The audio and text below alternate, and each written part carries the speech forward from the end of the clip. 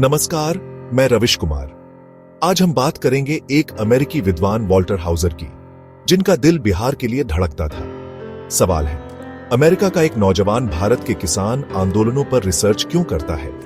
1958 में युवा हाउजर भारत आए, देश की राजनीति और समाज को समझने की कोशिश में दिल्ली और कलकत्ता घूमे, लेकिन उन्हें कुछ ऐसा चाहिए था जो आम लोगों की आवाज हो। किसी ने उन्हें सलाह दी, अगर बिहार की नब्ज पकड़नी है तो स्वामी सहजानंद सरस्वती और किसान आंदोलन को समझो। स्वामी सहजानंद एक सन्यासी जिन्होंने किसानों के हक की लड़ाई लड़ी, यह विचार हाउजर को बिहार खींच लाया। हाउजर ने महसूस किया कि भारत की आजादी की लड़ाई सिर्फ अंग्रेजों से नहीं बल्कि जमींदारों और सामंती व्यवस्था के खिलाफ भी थी। उन्होंने तय किया वे बिहार के किसानों की दबी आवाज को दुनिया के सामने लाएंगे। यह विषय चुनना एक अमेरिकी रिसर्चर के लिए चुनौती थी, जिसे हाउजर ने स्वीकार किया। शोध का विषय तय करने के बाद हाउजर के सामने सबसे बड़ी चुनौती थी दस्तावेज ढूंढना। किसान आंदोलन के कागजात सरकारी अभिलेखागार में नहीं बल्कि बिखरे पड़े थे।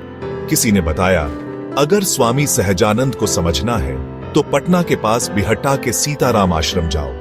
आश्रम की एक पुरानी कोठरी में धूल और दीमकों के बीच हजारों दस्तावेज मिले, डायरियां, पत्र, किसान सभा के रिकॉर्ड। हाउजर ने इन्हें पढ़ना और सहेजना शुरू किया, माइक्रोफिल्म बनवाई ताकि ये विरासत बची रहे। इन कागजों में उन्हें किसानों के संघर्ष, आंदोलन की रणनीति और उम्मीदें दिखी। यह सिर्फ अकादमिक शोध नहीं था बल्कि इतिहास को बचाने की कोशिश थी। बिहट्टा के उस धूल भरे कमरे से शुरू हुई यह यात्रा हाउजर को बिहार का और बिहार को उनका बना गई।